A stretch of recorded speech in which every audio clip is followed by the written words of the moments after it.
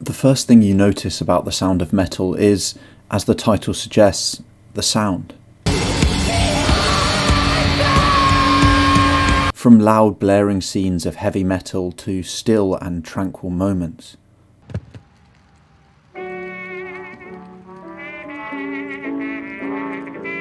Even within these early scenes of quietness, there is a key focus on the contrast of pleasant and unpleasant sounds, from the still, muffled and soothing,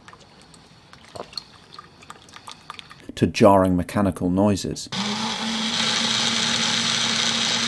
This is, of course, to focus on sound as a sense itself, to fully display the human relationship with and necessity for sound in day-to-day life, and to later show how alien the world is when even these unpleasant sounds are gone.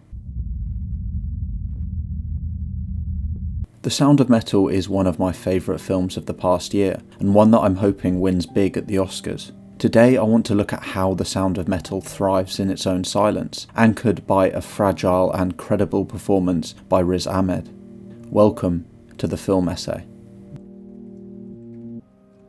The first thing this film really does well is its focus on character and emotions. Writer-director Darius Marder has deliberately not filled out the dramatic interior of this film. As Brian Tallarico writes, films about life-changing events often play to the cheap seats, turning up the melodrama to tug at the heartstrings. But here it's an incredibly refined character study. This character piece is brought to life through Riz Ahmed's restrained and emotional performance as drummer Ruben. The interesting thing is how the majority of this character's arc is charted by Ahmed's eyes and body language alone, and he doesn't miss a beat. Deafness isn't what the film is about at its core. It's about belonging. This is what makes the final scene so profound. The opening and closing of this film couldn't be more opposed. We start in jarring noise and end 2 hours later in absolute silence. The sound design by Nicholas Becker beautifully punctuates the twilight of hearing with a range of scrapes, distortions and muffled taps as Ruben hangs in between worlds.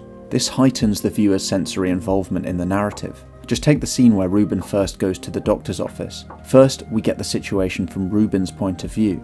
We feel his frustration and his anger at having to perform these tasks on demand. We feel his disbelief as he is barely able to recite the words the doctor is saying. And we are in the same boat. We can barely make out the doctor's hushed tones from Ruben's point of view. Then the camera switches to a more objective, overlooking shot. We now see things for the way they actually are.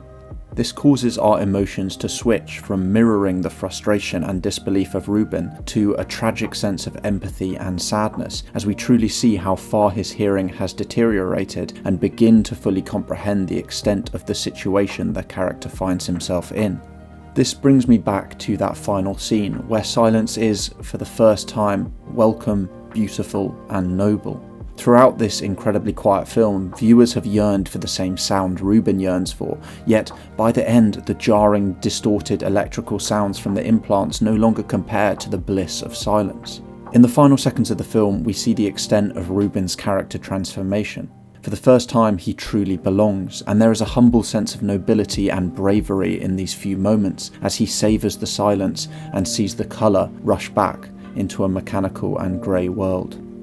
Thank you very much for watching. Please let me know what you thought of the video down in the comments below, subscribe to my channel and turn on notifications so you never miss an upload.